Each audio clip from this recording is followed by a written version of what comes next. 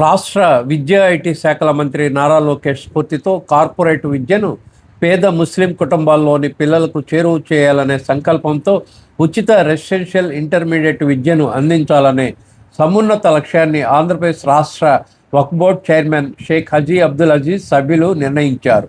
ఈ మేరకు రాష్ట్ర వక్ఫ్ బోర్డు డైరెక్టర్ షేక్ అక్రమ్ మంగళగిరిలోని తన కార్యాలయంలో శుక్రవారం తాలీం e Hunar Waqf education mission talent test కరపత్రాలను విడుదల చేశారు. ఈ కార్యక్రమంలో అంజుమన్ ఈ ఇమాయితుల్ ఇస్లాం అధ్యక్షుడు షేక్ అల్తాఫ్, కార్యదర్శి అనిఫ్ షా, ట్రస్ట్ బోర్డు సభ్యులు అలీం, సలహాదారులు షేక్ రఫీ, బాషిద్, సయ్యద్ రసూల్, ఫిరోజ్ అజీజ్ తదితరులు పాల్గొన్నారు. ఈ సందర్భంగా AP Waqf board director Sheikh Akram మాట్లాడుతూ విద్యకు పేదరికం అడ్డు కాకూడదనేది ముఖ్యమంత్రి నారా చంద్రబాబు నాయుడు ఆలోచన అని, అలాగే రాష్ట్ర విద్యా ఐటీ శాఖల మంత్రి నారా లోకేష్ సూచనల మేరకు భారతదేశ చరిత్రలో ఇంతకు ముందెన్నడూ లేని రీతిలో ఏపీ వక్ఫ్ బోర్డు ఆధ్వర్యంలో Taleem e Hunar Waqf education mission talent test నిర్వహిస్తోందన్నారు. కార్పొరేట్ కళాశాలల్లో 100% ఉచిత ఇంటర్మీడియట్ రెసిడెన్షియల్ విద్యతో పాటు ఐఐటి, జేఈఈ, నీట్, ఎంసెట్ పోటీ పరీక్షలకు ఉచిత శిక్షణ అందిస్తామని అక్రమ్ పేర్కొన్నారు. హాస్టల్ భోజన సదుపాయంతో పాటు ఉచితంగా పుస్తకాలు అందజేస్తామని, ఆడపిల్లలకు 33% ప్రత్యేక రిజర్వేషన్ ఉంటుందని ఆయన వివరించారు. అందరికీ నమస్కారములు, అలాగే అస్సలాము అలైకుం. మనం గమనించాలా, దొంగలించలేని ఆస్తి, దొంగలింపబడని ఆస్తి, పంచే కొద్దీ పెరిగే ఆస్తి విద్య. ఈ రోజుల్లో మన పెరుగుతున్న విద్యా ప్రమాణాల్లో ఒక పేద విద్యార్థులకు అందని ద్రాక్షగా ఉన్న విద్య ఈరోజు పేదరికం అడ్డు రాకూడదు మన ముస్లిం పిల్లలకు అన్న కేవలం ఒక భావనతో మన మంత్రివర్యులు విద్యా మరి ఐటీ శాఖ మంత్రి అయినటువంటి నారా లోకేష్ గారి సారథ్యంలో మన ముస్లిం పేద విద్యార్థులకు మన వక్ఫ్ బోర్డ్ ద్వారా ఒక టాలెంట్ టెస్ట్ని నిర్వహించి ఆ టాలెంట్ టెస్ట్లో ఎవరైతే ప్రతిభను చాటుతారో మన మొత్తం ఆంధ్రప్రదేశ్ రాష్ట్రం మొత్తం మీద మన ముస్లిం పిల్లలు టాలెంట్ టెస్ట్ను రాసి వాళ్ళలో 250 మందిని గుర్తించి వాళ్ళని పూర్తిగా కార్పొరేట్ స్థాయి కాలేజీల్లో వాళ్ళ పూర్తి ఖర్చు రెసిడెన్షియల్ కాలేజ్లో భరించాలని వక్ఫ్ బోర్డ్ తీర్మానించడం జరిగింది. మీరు గమనించాలా, ధనబలం ఉన్న వాళ్ళని ఢీకొట్టగలుగుతాం, బుద్ధిబలం ఉన్నవాడికి జ్ఞానబలం ఉన్నవాడికి ఎవరు ఢీకొట్టలేము.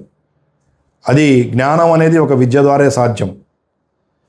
ఇప్పుడు మేము అంటే నా వయసులో నేను ఒక ముస్లింని, నాకు ఆ రోజుల్లో నేను చదువుకుంటానికి విద్యను అందుబాటులో లేకపోయాం. ఒక పేదరికం అనేది నాకు అడ్డొచ్చింది. ఈరోజు ఆ పేదరికం అడ్డు రాకూడదు, మన ప్రతిభావంతులైన ముస్లిం పిల్లలు ఎవరికైనా ఆ పేదరికం అడ్డు రాకూడదు అనే ఉద్దేశంతో ఈరోజు వక్ఫ్ బోర్డ్ ద్వారా మేము 250 మంది పిల్లల్ని పూర్తిగా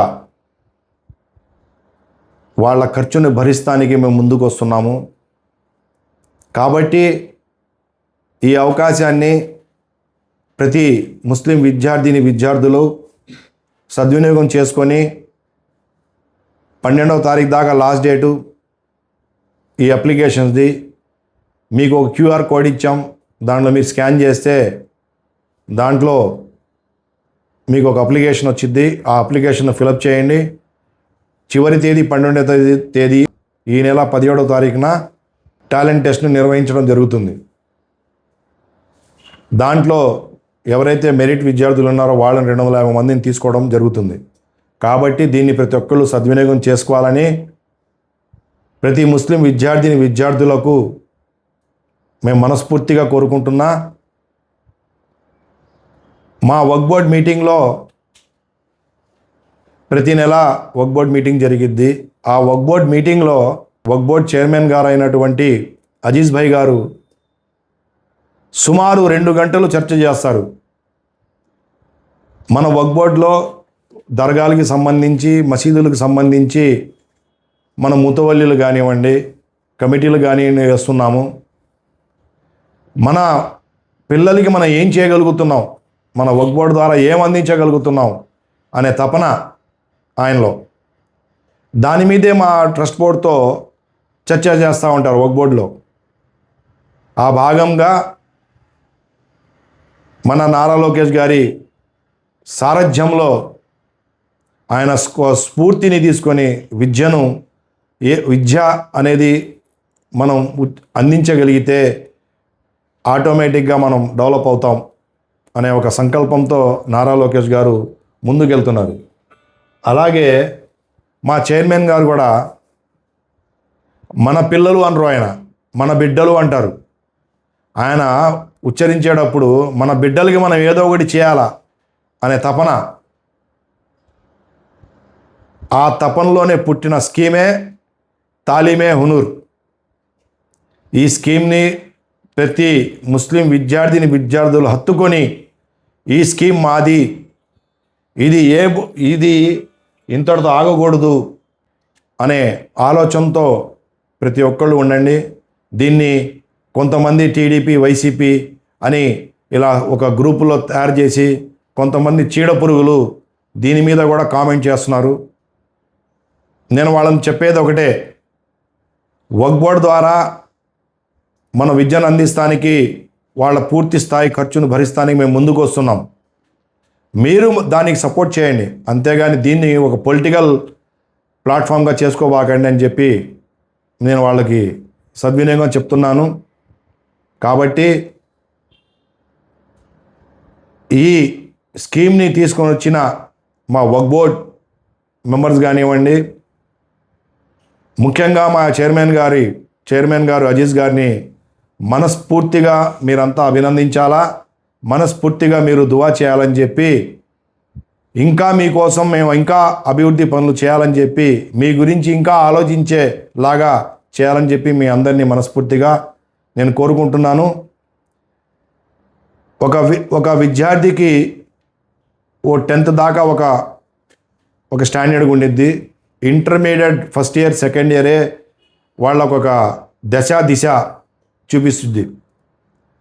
ఆ ఇంటర్మీడియట్ని అందుకే మేము తీసుకున్నాం.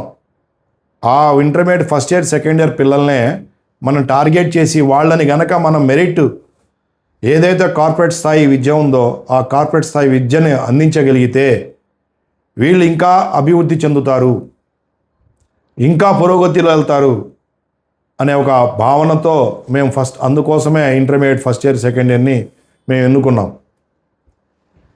మేము మీకు మాటిస్తున్నాము, ఇది ఇంతటితో ఆగదు.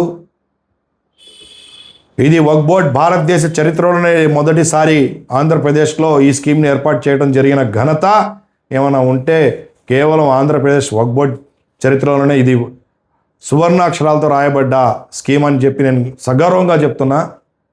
ఇది ఇంతటితో ఆగదు.